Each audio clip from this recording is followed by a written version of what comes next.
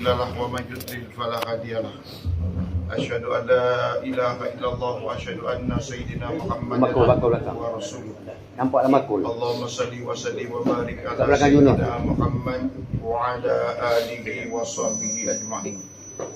Yang saya muliakan Datuk Zailani selaku penaung Persatuan Ikhsafat G14, kepada Presiden yang baru Kapten Besar Khalid, tidak lupa juga kepada Komandan Wan Hanif, tuan-tuan bekas-bekas WO, bekas COB, bekas diari, tuan-tuan yang dirahmati sekalian.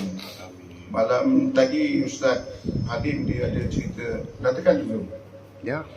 Ustaz Halim cerita tentang ada rindu yang kena ajar, ada rindu yang tak perlu diajar. Maka secara uraiannya ni tuan-tuan, dalam hidup ni dia ada 4 jenis hidayah.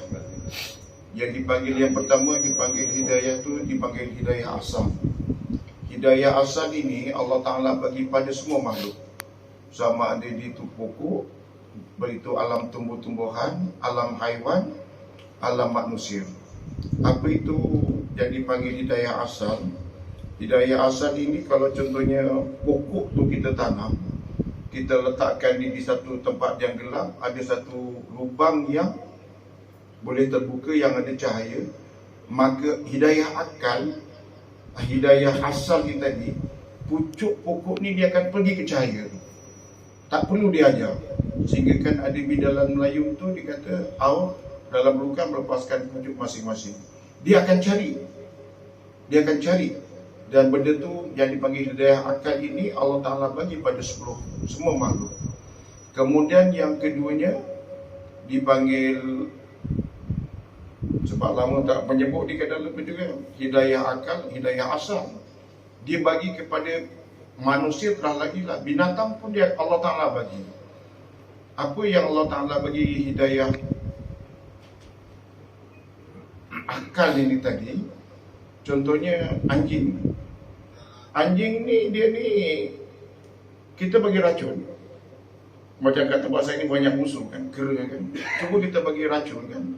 Dia hidup je, dia tahu benda ni bawa mudarat. Dan dia akan melalui tambung makan. Walaupun binatang. Dan kemudian kalau sekiranya ular tu kena palu, Allah Ta'ala bagi hidayah pada dia, dia akan pergi cari rumput yang berembun. Maka dia akan gulik pada rumput yang ada pun tadi untuk dia menyembuhkan. Dan kalau sekiranya dah nama di babi kan, kita kena sebut babi kan. Babi tu kalau kita racun, tak ada siapa yang mengajar dia, tetapi Allah Ta'ala bagi hidayah pada dia ni, dia akan makan tanah untuk dia tu neutraliskan racun yang ada pada diri dia. Itu yang Allah Ta'ala bagi pada binatang. Kemudian yang ketiga tu hidayah manusiawi. Allah Ta'ala ni bagi pada manusia ni, yang dipanggil hidayah untuk manusia ni, ya Allah, satu benda yang kadang-kadang di luar jangkaan kita lah. Kalau kita bercerita 50 tahun yang lalu, zaman mak saya pergi haji, kalau orang tanya macam mana maknya dah sampai Mekah, baru je saya bercakap dengan dia, memang dia kata memang kau ni tak betul lah kan. Sebab di kala tu tak ada gadget, tak ada alatan tu. Tetapi dengan akal manusia ni tadi, dia boleh mencipta telefon. Satu ketika tu saya telefon Datuk Zainal Sakum untuk dia datang ke tempat saya bagi ceramah. Dia cakap kat saya, dia panggil saya ni pelik sikit, dia panggil saya Nur Abdul Halim. Dan dia ni orang alim, dia akan panggil saya nama lengkap. Nur Abdul Halim, saya ni ada kat Jerman ni, dia kata. Allah minta maaf lah Datuk, nama saya mengganggu Datuk ni. Bermakna Jerman saya dikasih yang boleh berhubung dengan keadaan yang begitu pantas. Itu kalau dalam segi dipanggil ciptaan manusia, dalam segi komunikasi. Belum lagi yang kita sekarang tengok di FB kan, adanya sekarang robot dia untuk ketenteraan kan. Dia bila dia dah set, dia nak tembak tu, kau peduk dia jatuh, dia pergi kan, dia akan tembak juga. Dan dia boleh teknologi yang dia buat bentuk anjing tu kan. Anjing tu dia apa keadaan sekalipun, dia boleh tak berbadan, dia akan begitulah rupa ciptaan manusia. Kalau kita cerita tentang teknologi pertahanan, teknologi marine, teknologi angkasa, ya Allah. Tetapi tuan-tuan yang dirahmati oleh Allah, yang dipanggil itu semua, hidayah-hidayah tersebut itu tidak begitu bernilai dibandingkan dengan apa yang sangat besar yang kita perolehi sekarang ini, yang dipanggil sebagai taufik hidayah. Kenapa tuan-tuan yang mulia? Seseorang itu dia ni diberi hidayah manusia ni, untuk manusia ni boleh mencipta roket sampai dia tu mendarat di bulan.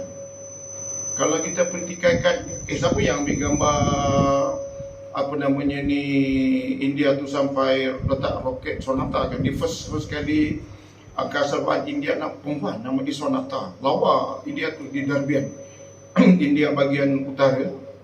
Yang Malaysia punya first angkasawan nama dia Syed Muzaffar kan. Yang India tu saya nama dia, saya ingat lagi nama dia Sonata. Yang second ni dia tak hantar orang, tapi dia hantar kapal angkasa. Jadi kita tengok, dia kata ini buat sendiri. Tak ada. Dia penggambaran tu dia tembak daripada bumi. Dia ambil tu, dia landing tu, semua dia ambil daripada bumi. Memanglah tak ada siapa ambil gambar, tapi kita ambil di zoom tu, dia landing tu daripada bumi. Teknologi tu. Tetapi tuan-tuan yang mulia, walaupun dia punya kepintaran yang sedemikian rupa, tanpa taufik hidayah daripada Allah SWT, dia tidak boleh membezakan antara Tuhan dan hantu. Itu yang jam tu. Dia boleh buat begitu rupa, tetapi dia sudah tidak kenal siapa zat yang perlu, yang patut aku sembah. Maka tuan-tuan yang mulia, dia punya nilai kesyukuran kita yang sangat besar ini, betapa kita ni tuan-tuan yang mulia, kita dapat kenal Allah, kenal Rasul, kenal hari akhirat. Itu dia yang dipanggil taufik hidayah. Jadi tuan-tuan yang mulia, lepas hari semalam Ustaz Halim ni dia ada cerita tentang mengajak kita kepada berselawat. Jadi saya hari ini, kalau nak cerita pada tuan-tuan semua ni, nak dipanggil sebagai sanad mutawatir. Sebab saya cerita direct pada Tuhan. Yang dipanggil sanad mutawatir ni, Rasulullah SAW dia bercakap direct pada orang tu meriwayatkan. Tu dia panggil sanad mutawatir tu. Aku dengar daripada Rasulullah sendiri. Rasulullah bercakap dengan aku. Itu sanad mutawatir. Jadi hari ini saya cerita pada tuan-tuan ni, bukannya saya ni Rasul, tetapi cerita tentang pengalaman saya ni tentang bab selawat, supaya tuan-tuan pandai berselawat ni. Jadi kat sini ni, di kalangan rakan-rakan saya ni ada beberapa orang yang bekas COB. COB ni stand for Chief of the Board. Bermakna kalau orang TMK ni, jadi COB ni dia pride lah. Macam sebagaimana kalau dia officer, dia jadi commanding officer. Bermakna kalau orang tu dia officer, you command mana dulu? Saya command first regiment. You command mana dulu? Satu brigade, dia pride lah. Jadi begitu juga TMK. TMK kalau you dulu jadi sopir kapal mana? Saya pernah kat FM, saya pernah kat speaker. Macam kat sini tu Jeffrey ni dia pernah Mawangsa kan. Si Wahid dia pernah COB Indrapura. Jadi kalau kapal ketumbukan armada TLDM tu, dulu cuma zaman saya cuma 56 biji kapal. Bermakna yang jadi COB tu cuma 56 orang saja. Daripada keseluruhan anggota tu 11,000, yang jadi COB tu cuma hanya bilangan kapal tu je. Sebab satu kapal tu cuma satu COB. Jadi saya nak cerita pasal saya dulu ke first quadrant VM. Dia tu daripada first quadrant tu, senior squadron dipanggil KD KD Perdana, second squadron KD Serang, kemudian Ganyang, junior Ganas. Dia punya command ni, COB ni, dia kalau satu tahap kapal tu tak fit untuk belayar, CO kena atur. Apa nak dikata, kapal ni tak layak untuk belayar. Tak layak untuk belayar. Maka kapal tu dia CO kena atur. Dan dia ni sebelum kalau anything happen, emergency ship kan, dia nak terjun kalau kapal dah meletup kena tembak, dia dengan CO yang paling last kali terjun kapal. Jadi saya nak cerita pada diri saya, KD Perdana tu CO dia Komander Razak. Yang saya ni second senior squadron tu Lieutenant Commander Kuat Hoki. Saya COB. Di kala itu Ligitas Sepadan sedang panas. Dia tengah berabut dengan Indonesia untuk dapatkan Ligitas Sepadan tu. Kapal nak, satu skuadron 4 biji kapal ni nak bergerak pergi ke East Malaysia untuk operasi, untuk jaga pulau tu lah. Jadi bila kita ni dah ambil panji-panji apa semua, kita nak belayar, okey lah, apa nama, kita daripada MCR, kita pun cakap kan apa nama, permission to start all engine, permission granted. Saya jadi COB, saya sendiri yang akan start engine. Saya takkan bagi anak buah saya start engine, saya akan start engine. Okey, buka kompresor. Berapa bar sekarang? 200 COB. Buka bar. Okey, genset engine starboard auto, boom. Starboard inner, port inner, port auto, dah hidup semua kan dia. Kita pan nak keluar, tiba-tiba dia kata request COB to the bridge. COB to the bridge. Bila saya naik atas saja dengan naik overall tu, CEO dah tarik muka. COB, what happened? Our all engine unable to engage. Allah Akbar, apa kena kapal ni? Captain saya request to test all engine, permission granted. Tekan throttle tu, kapal tu senyap. Semua saya tekan ni, semua kapal senyap. Sana tu dah nak lepas tali lah ni. Bawa stern, all stern engine, senyap engine tu, diam di kapal tu. Jadi tuan, apa yang apa nama, yang saya buat tu, saya cakap dengan CEO, I trust my best, insyaAllah. Saya bawa satu spana tu dekat wheel, dekat bridge tu, saya turun kat bawah bridge, bawah panel tu, bawah wheel, dengan spana saya tu. Saya baca selawat je. Allahumma salli wa sallim saliman, Allahumma salli wa sallim ala Sayyidina Muhammad sallallahu alaihi wa ala alihi wa sahbihi wa baraka wa salam. Ya Allah, untuk berjihad ni Allah, kau tolong aku, jangan kau malukan aku. Semua officer dekat sini dia berjumpa semua kat bridge ni. Tolong ya Allah, jagalah maruah aku. Hembus itu. Tak. Allahumma salli ala Sayyidina Muhammad sallallahu alaihi wa ala alihi wa sahbihi wa baraka wa salam. Steady, race naik kan. So big kan keluar. Saya kata saya request to try our engine. Double up line, slow ahead all engine, slow ahead all engine. Stop all engine, stop. Allahu Akbar. Selawat dia. Senjata saya selawat. Allah Ta'ala boleh bagi pertolongan sedemikian. Jadi tuan-tuan yang mulia, kita dah umur 60 kan. Semalam Ustaz Halim dia cakap apa? Orang yang banyak berselawat akan hampir dengan baginda Nabi SAW di akhirat kelak. Yang paling hampir dengan Rasulullah. Macam mana satu dialog antara sahabat dengan Rasulullah, dikata, ya Rasulullah, kalau aku berselawat pada dirimu, bagaimana kalau separuh daripada istighfarku aku kurangkan, separuh istighfar dan separuh selawat. Bahkan kata Rasulullah, kau tambahkanlah lebih daripada itu.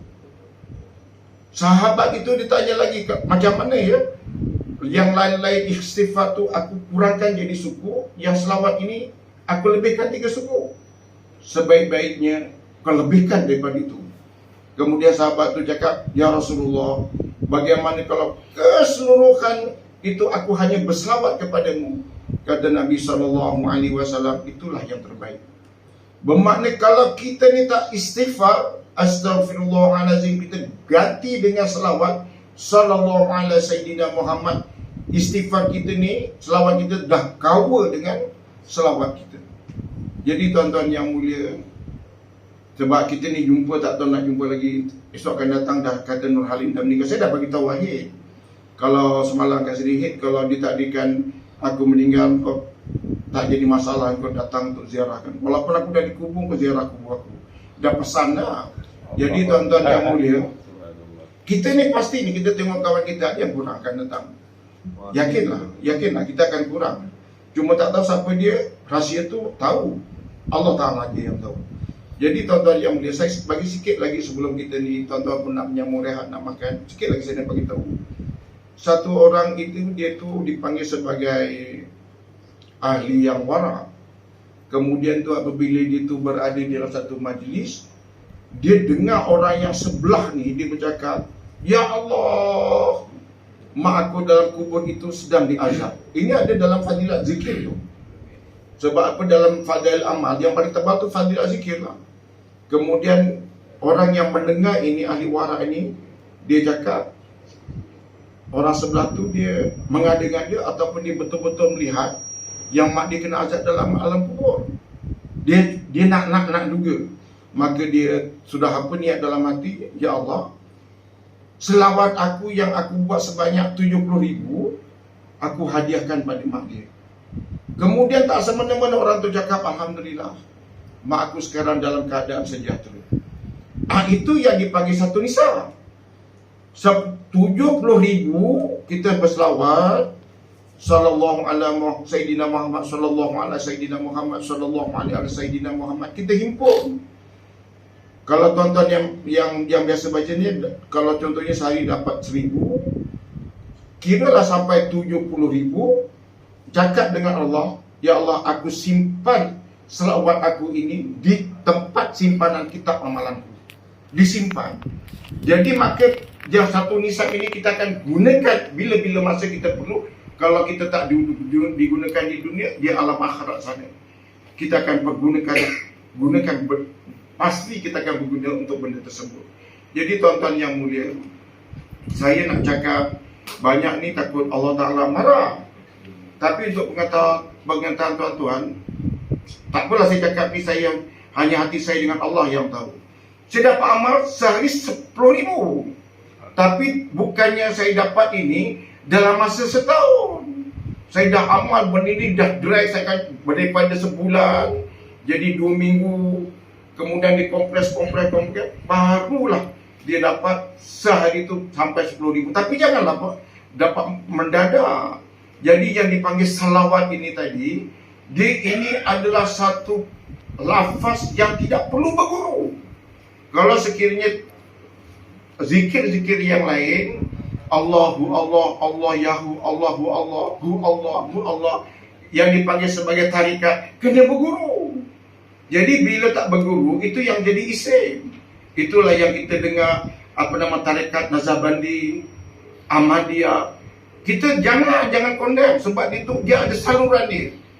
Di nafas dia, di mana kalau dulu pernah saya belajar tu yang dipanggil zikir yang daripada Nizamuddin kan, dia kena duduk dia yang ini, ibu jari ni dimasukkan dalam celah pelipat yang duduk ini dalam keadaan yang menghadap kiblat. La ilaha illallah, la ilaha illallah, la ilaha illallah, menafikan Allah dimasukkan dalam hati. Dan dia punya tasbih dia tu, yang ni biji dia kecil-kecil. Bila dia lafaznya dia tak rasa sangat sebab dia kecil, jadi besar. Kalau yang halus tu memang dia akan masuk. Dia ada teknik dan taktik untuk mendapatkan kalbu kita ni kuat, makanan rohani ini kita kuat. Tetapi selawat ini, dia tidak perlu untuk berguru. Tidak ada perlu yang dipanggil tarekat selawat, tidak ada. Kita boleh buat apa saja, tetapi ganjaran tu Masya Allah. Rahsia dia Allah Ta'ala, kita tuan-tuan buat, tuan-tuan tahulah rahsia selawat tu dia macam mana. Itu je tuan-tuan. Jadi bermakna kalau kita dengar kedatangan kita di reunion kan, bermakna rupa-rupanya kita ni diberatkan untuk berselawat. Jadi tuan-tuan yang mulia, saya sebelum akhir, boleh lagi sambung sikit lagi tu. Sikit lagi. Saya sebetulnya kalau tak lepaskan pada tuan-tuan, rugi, supaya saya nak bagi knowledge. Yang mana nulis ini rasa saya tuan-tuan biasa dengan motivasi kan, tuan-tuan biasa dengar. Bila kita baca Fatihah kan, kita baca Alhamdulillahirabbil alamin kan, alamin. Segala puji bagi Allah, Tuhan pencipta alam. Apa itu alam? Alam itu adalah selain Allah. Kita ni alam lah. Wa Imam Jibril yang besar itu juga alam. Semut yang kecil itu juga alam. Api itu alam, alam itu adalah makhluk. Maka tuan-tuan yang mulia, saya bukan nak cerita tentang alam lahut, alam malakut, alam jabarut itu. Ambil masa, dia kena ada satu slot sendiri. Dia ada satu slot sendiri untuk menceritakan sebagai apa itu alam hamazut, kan? Gaib. Yang gaib di atas yang gaib, yang gaib di atas yang gaib, di atas yang gaib. Gaib ganda 4, iaitu macam mana iblis itu nampak manusia, tetapi iblis itu tak nampak malaikat. Malaikat itu nampak manusia dan nampak jin, nampak setan, tetapi malaikat ini dia tak nampak Jibril. Malaikat ini dia tak nampak Mikail, dia tak nampak Israfil. Tetapi Israfil, Mikail, Jibril ini dia nampak malaikat, nampak manusia, nampak jin, nampak setan, nampak iblis. Kemudian sampai ke satu peringkat lagi dipanggil alam lahut tadi. Dia malaikat ini wa ima Jibril sendiri, dia tidak boleh melihat Sidratul Muntaha, tidak boleh melihat Mustawa. Dalam keadaan itu boleh melihat malaikat yang lain, tetap boleh melihat jin, melihat manusia, tetapi Mustawa itu dia tidak dapat lihat. Dan pengupasan dia yang baginda Muhammad SAW, dia boleh pergi pula ke Mustawa, boleh melihat pula Mustawa. Kedudukan antara Jibril dengan baginda Nabi Muhammad SAW ini ambil masa. Dia kena ada satu slot sendiri. Cuma saya nak terangkan pada tuan-tuan ni sebab dia berkaitan dengan solat. Alam ni ada 4. Apa alam ni ada 4? Pertama, alam tumbuh-tumbuhan. Yang kedua, alam lautan. Ketiga, alam daratan. Yang keempat, alam haiwan. Sebab nak tutup ni saya agak rasing sikit, ya tak apa. Alam tumbuh-tumbuhan terdiri daripada pokok-pokok. Dan pokok itu sifat dia itu tegak. Tak kira pokok meranti rambai daun, pokok kelapa, pokok pinang, dia tegak. Kemudian alam haiwan ini tak kira lembu ke apa. Kalau ayam, kalau lembu, minta maaf cakap kena sebut lah ya, mulut dan duburnya dia akan selarikan. Ayam bila memagut, duburnya lebih tinggi daripada kepalanya. Kemudian alam lautan, sifat dia apa? Bergulung, dia punya gelombang dia. Dia punya ombak itu dia bergulung. Tumbuhan. Dan kemudian alam yang dipanggil alam daratan, bukit bukau. Maka tuan-tuan yang mulia, alam yang dipanggil alam tumbuhan ini, dia berdiri tegak, adalah kiam. Manusia sedang kiam. Alam haiwan itu, ayam, juga lembu dan binatang umpama dengannya, tak kira gajah dan sebagainya, sifat itu adalah ruku. Kemudian alam yang dipanggil alam lautan, dia ni ombak itu bergulung, sifat dia adalah sujud. Maka dan yang akhir yang dipanggil sebagai alam daratan, gunung ganang yang diduduk, itu dia adalah duduk istirahat dan duduk istirahat.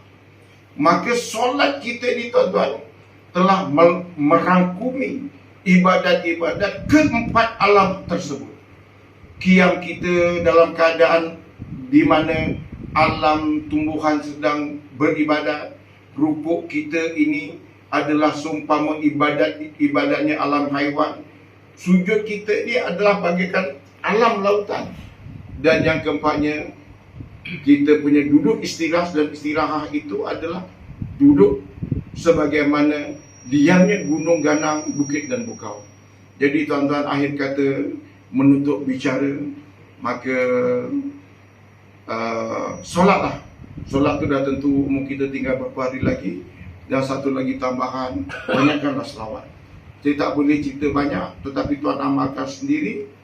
Allah Ta'ala yang bagi rezeki melalui benda yang kita tak sangka-sangka. InsyaAllah tuan-tuan amalkanlah insyaAllah selawat untuk memberikan kita kasih kita kepada Allah Subhanahu Wa Ta'ala. Mudah-mudahan apa yang saya perkatakan ini saya dapat amalkan dan dapat sampaikan. Subhanallah wa bihamdi, subhanallah wa bihamdika, asyhadu an la ilaha illa anta, astaghfiruka wa atubu ilaik.